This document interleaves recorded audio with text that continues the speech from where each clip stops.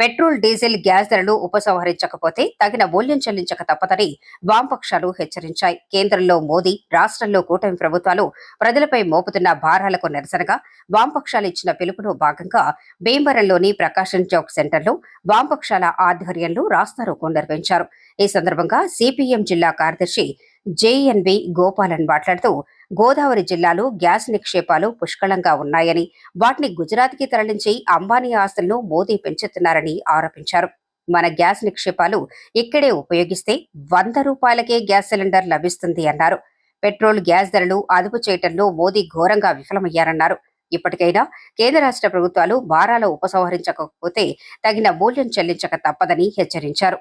ఈ కార్యక్రమంలో సిపిఐ నాయకులు చెల్లుపోయిన రంగారావు, ఫార్వర్డ్ బ్లాక్ నాయకులు దండు శ్రీనివాసరాజు, ఎంసిపిఐయు నాయకులు కె మహంకాళి తదితరులు పాల్గొన్నారు. వాణిజ్య గ్యాస్ అంటే హోటల్స్లోని ఇతర వాణిజ్యాలకి ఉపయోగించే గ్యాస్ ని 10 దఫాలుగా పెంచారు. ఈ రకంగా ఒక పక్కన యుద్ధాలను ఆపుతానని చెప్పాడు, యుద్ధం సమయంలో భారాలు వేయకుండా చూస్తానని చెప్పాడు. ఇప్పుడేమో మీరు నూనెలు వాడకండి, అలాగే గ్యాస్ వాడకండి, పెట్రోల్ వాడకండి, కట్టెల పొయ్యి వాడండి, అలాగే ఆఖరికి బంగారం కొనకండి అని చెప్పేసి మనకి నీతి సూత్రాలు చెప్తూ మన మీద ఈ భారాలు విధించాడు. రెండో ప్రక్కన 3 టన్నుల బంగారాన్ని, 3 లక్షల టన్నుల బంగారాన్ని విదేశాలకు అమ్మేశాడు. మనల్ని కొనద్దంటున్నాడు, మన పొదుపు చేయమంటున్నాడు, మన మీద ధరల భారాలు పెంచుతున్నాడు. కానీ ఆయన మాత్రం మన మీద భారాలు విధిస్తా ఉన్నాడు. ఏమిటి కారణం? పక్కన మనకి కృష్ణా గోదావరి బేస్ ఉంది, అక్కడ అపారమైన గ్యాస్ నిక్షేపాలు ఉన్నాయి. అవి మనకి 50% కేటాయిస్తే 100 రూపాయలకే గ్యాస్ సిలిండర్ ఇస్తానని చెప్పేసి కావూరు సాంబశివరావు గారు, కొల్మూరు బాపరాజు గారు హామీ ఇచ్చారు. హామీ గాల్లో కలిసిపోయింది. కానీ మన భూమి కింద మాత్రం పెట్రోల్, డీజిల్ అంబానీ కంపెనీ వాళ్ళు అమ్మేసుకుంటున్నారు. అంతేకాదు ఇరాన్, రష్యా నుంచి తక్కువగా పెట్రోల్ ఇస్తామని చెప్తా ఉంటుంటే అమెరికా వాళ్ళు కొనొద్దని చెప్పిన ఫలితంగానే మోడీ గారు ట్రంప్ మాట అంటున్నారు, చంద్రబాబు నాయుడు గారు, పవన్ కళ్యాణ్ గారు మోడీ మాట అంటున్నారు. వీళ్ళు ఒకరి మాట ఒకరు వింటూ మనందరిని అడ్డు విరించి మన భారాలు విధిస్తూ ఉన్నారు. ఇలాంటి సందర్భంలో ఇదేదో వామపక్షాల రాస్తారోకోలో కాదు, ప్రజలందరి నిరసనగా భావించి రాబోయే కాలంలో మనందరం గట్టిగా మాట్లాడాలి, నిరోధించాలి, ప్రశ్నించాలని చెప్పి విజ్ఞప్తి చేస్తారు.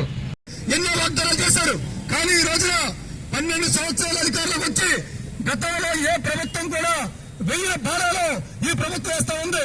ఈ రోజున పెట్రోల్ ధర 118 రూపాయలు అయ్యింది, డీజిల్ ధర 115 రూపాయలు అయ్యింది, గ్యాస్ బండ్ ధర 1000 రూపాయలు అయ్యింది. ఈ రకంగా అన్ని ధరలు పెరిగిపోవడం వల్ల నిత్యావసర ధరలు పెరిగిపోయి పేద మధ్యతరగతి ప్రజలకు తీవ్ర ఇబ్బంది పడుతూ ఉన్నారు. కాబట్టి అనివార్య పరిస్థితుల్లో కేంద్ర ప్రభుత్వానికి నిరసన తెలియజేయడం కోసమే ఈ రాష్ట్ర కార్యక్రమాన్ని నిర్వహిస్తా ఉన్నాం. కాబట్టి ఎప్పటికైనా కేంద్ర ప్రభుత్వం పెంచిన ధరల్ని అరికట్టాలని, అలాగే గ్యాస్ ధరలను తగ్గించాలని చెప్పేసి డిమాండ్ చేస్తా ఉన్నాం. లేని పక్షంలో రాబోయే కాలంలో పెద్ద ఎత్తున ఆందోళన ఉధృతం చేస్తామని చెప్పేసి సందర్భంగా హెచ్చరిస్తా ఉన్నాం. 12 సంవత్సరాలు పూర్తయింది. మేము అధికారంలోకి వస్తే అధిక ధరలు అరికడతాం, పెట్రోల్ డీజిల్ ధరలు అరికడతాం, అలాగే దాంతో పాటుగా నిరుద్యోగ సమస్యని అరికడతాం, విదేశాల్లో డబ్బులు తీసుకొస్తామని చెప్పేసి ఎన్నో వాగ్దానాలు చేశారు. కానీ ఈ రోజున 12 సంవత్సరాల అధికారంలోకి వచ్చి గతంలో ఏ ప్రభుత్వం కూడా 1000 భారాలు ఈ ప్రభుత్వం వేస్తా ఉంది.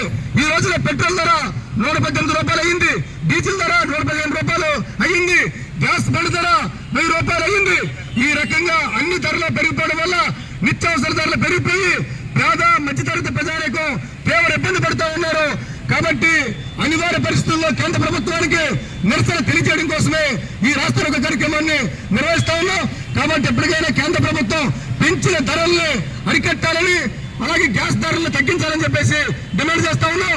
లేని పక్షంలో రాబోయే కాలంలో పెద్ద ఎత్తున ఆందోళన ఉధృతం చేస్తామని చెప్పేసి సందర్భంగా హెచ్చరిస్తా ఉన్నాం.